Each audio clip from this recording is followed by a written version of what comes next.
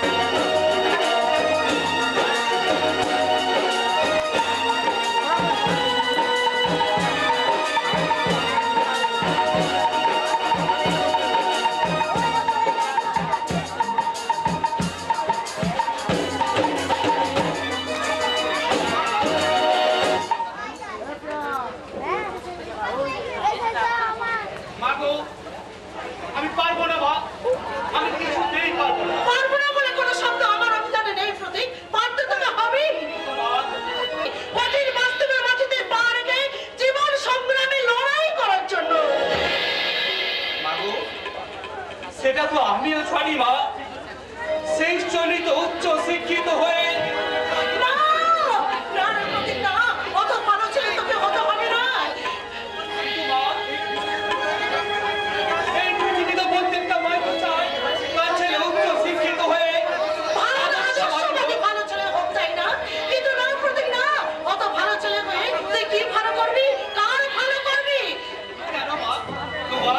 আমার দেশের দশে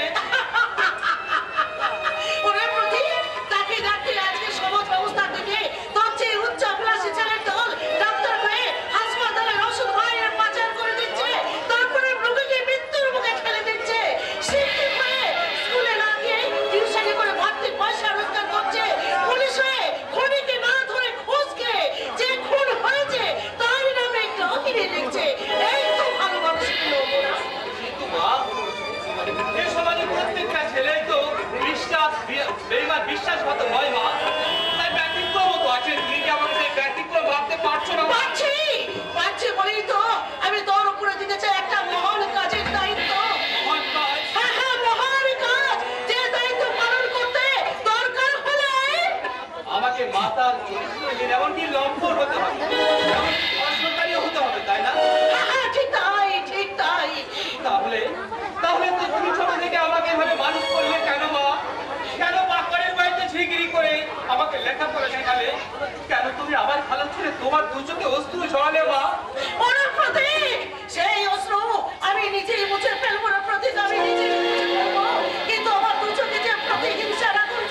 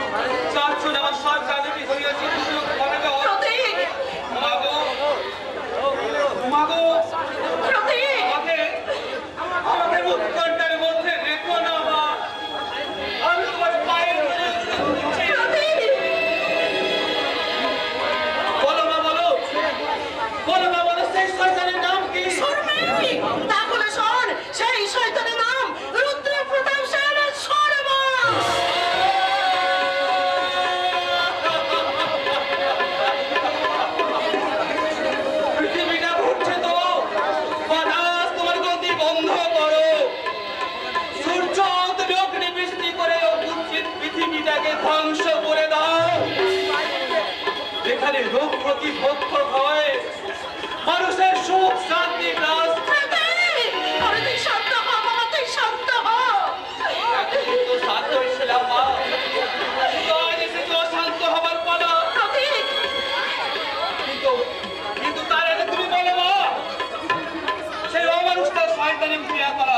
বলবো, আমি নিশ্চয়ই বলবো বাবা, কারণ তোকেই তো নিতে হবে তোর বাবা আর দাদার আর তোর মায়ের চরম অসম্মানের প্রতিশোধ। তাহলে শোন প্রতীক, আজ থেকে 20 বছর আগের ঘটনা। সেদিন তোদের বাবা তাদের স্কুলে নিচ্ছিলেন ইতিহাসের ক্লাস। আজ আমি তোমাদের ক্লাসে পড়াচ্ছি মোগল সাম্রাজ্যের পতনের কারণ।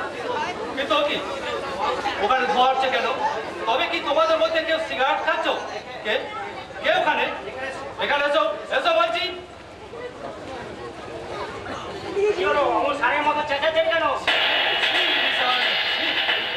এই বয়সে সিগারেট খেয়ে অভদ্র আচরণ করে তুমি তোমার বাবার নামে কলঙ্ক লেখন করছো। বেশি জ্ঞান দেওয়ার চেষ্টা করবেন না। অয়েল ইওর অন বেশি। আমি কি করবো আর না করবো সেটা আমাকেই ভাবতে দিন। ঈশান, তোমার বাবা এই স্কুলের সেক্রেটারি, তার অর্থ এই নয় যে তুমি যা খুশি তাই করতে পারো। হ্যাঁ হ্যাঁ, বাড়ি বলি বলছি, আমার চলার পথ সম্পর্কে আমি যথেষ্ট সচেতন। আপনি বলুন আপনার চলার পথ দিন। ঈশান, Yes! আমার চলার পথে কথা দেবেন না। দিলে আমার বাবার অঙ্গুলি হলে আপনার সালের মাস্টারে চলে যেতে পারে। কোনো উপায় থাকবে না। ঈশান, তুমি কিন্তু সহ্যের সীমা ছাড়িয়ে যাচ্ছ। মনে রেখো, আমি স্কুলের প্রধান শিক্ষক। আমি ইচ্ছা করলে কিছুই করতে পারবেন না আপনি। কারণ আপনার ধরন জানি। মানে কি বলতে চাও তুমি? জলের মতো সোজা। আমার বাবা দয়া যতদিন আপনার মাস্টার আছে ততদিন আমি প্রধান শিক্ষক মাস্টার মশাই। কিন্তু চাকরিটা চলে গেলে পথে মেডিকুল আপনার মধ্যে কোনো তফাৎ থাকবে না। ঈশান! রঘু!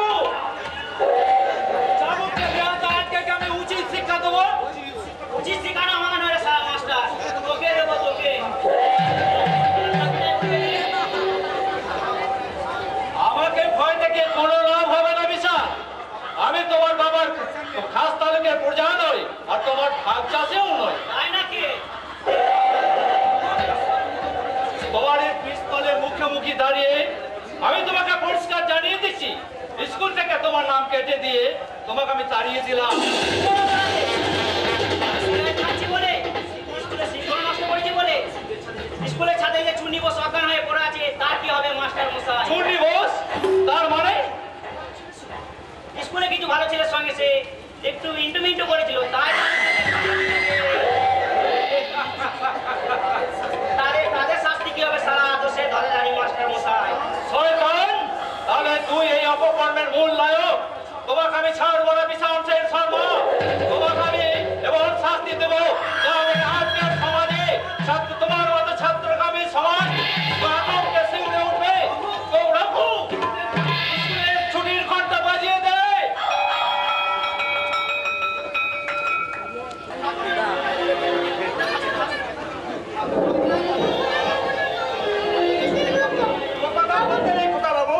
দুধটা খেয়ে নাও, স্কুলে দেরি হয়ে যাচ্ছে। আমি কাউকে বকে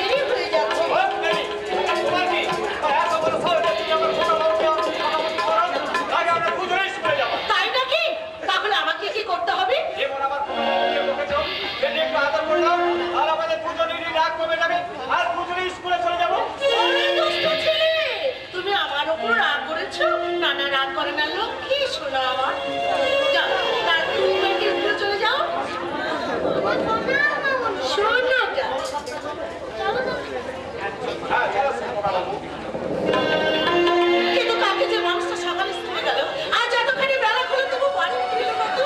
কিন্তু কোনোদিন তো এরকম হয় না। ওইদিকে সাধু বাগানে চারিদিকে আমি খবর দিতে পাঠালাম, কেউ কোনো খবরও দিতে পারলো না। তারপরে মানুষটা গেল কোথায়?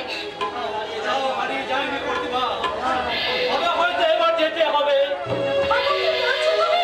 দেখি তোমাকে আমার ভীষণ দেখাচ্ছে কেন? কাল থেকে তুমি ছিলে কোথায়? হাসপাতালে। হাসপাতালে? কেন?